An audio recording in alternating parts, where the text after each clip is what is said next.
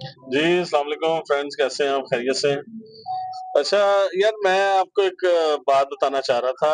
ये जो रेट होती है ना 491 की, इसको ना बहुत अंडर एस्टिमेट किया जाता है। खासकर जो टाउट हज़रात होते हैं ना, वो इसके बड़े अगेंस्ट खिलाफ हैं इसके। वो कहते हैं यार ये ना किया करो रेट 400 कन्वे।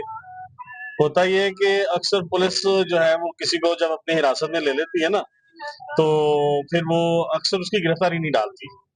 यहाँ तक कि जो उनका जो रोजनामचा उसमें इंदराज तक नहीं करते, फिर वो जो उसके में जो डायरी है उसमें इंदराज नहीं करते, फिर उसके अलावा वो एफआईआर जो है वो भी नहीं दी होती है बास का। और उसको जो है गैर कानूनी तौर पर अपने पास उन्होंने जो है डिटेन किया होता है।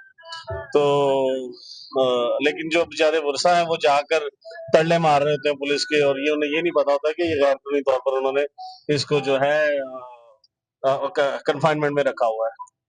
तो उसका हल ये होता है कि फौरी तौर पर अपने वकील के पास जाए, उससे कहे कि यार फलां थाने में मेरा बंदा जो है, हमारा जो भाई है, हमारा बेटा या बाप है, वो उसको पुलिस पकड़ के लेकर फलां थाने में बंद है।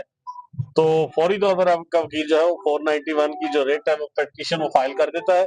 और उससे फिर ये होता है कि अदालत जो है वो बैलफ को भेजती है, यानी अदालत के नुमाइंदे को भेजती है। आप उसके साथ जाते हैं थाने में, जाकर आप तस्दीक करते हैं। जो बैलफ है वो जाके थाने में चेक करता है, रजिस्टर उनका देखता है क्या इसमें इंदराज है या नहीं है। एफआईआर देखता है कोई एफआईआर कटी है या नहीं कटी। और आप जाकर बंदे की तस्दीक करते हैं कि आपका बंदा थाने में है या नहीं है। और जब अगर बंदा बरामद हो जाए और कोई किसी किस्म का इंदराज ना निकले, तो समझ लें कि पुलिस जो है वो फंस गई, और बंदा भी अल्लाह के हुक्म से फौरी तौर पर बाजियाब हो जाता है। सेशन जैसा भी ये डिस्क्रिशनरी है कि वो उसको फौरी तौर पर रिलीज कर देते हैं, उसकी कड़ियां खोल देते हैं। पुलिस के पास ये फार्मूला होता है कि वो एफआईआर दे देते हैं।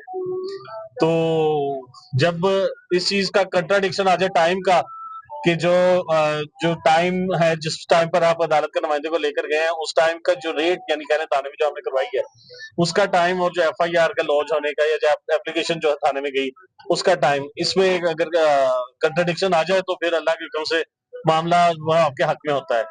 लेकिन कहने वाले कहते हैं कि तुसी गलती कर ली, ऐसा नहीं सी काम करना चाहिए था, क्योंकि ऐसी वजह ना तेरे एफआईआर हुई है।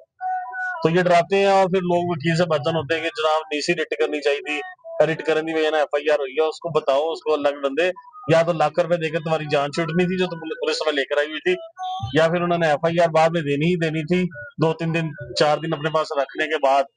और फिर बाद में आपने उसकी बाद उस गिरफ्तारियों के लिए जो जमानतें रखते फिरना था, और उससे पहले भी रिमांड को फेस करना था। तो बेहतर ये होता है कि मामला को जो है वो अपने जो लीगल एडवाइजर्स हैं उनके मुताबिक करें। ये टाउट हजरात से बचा करें।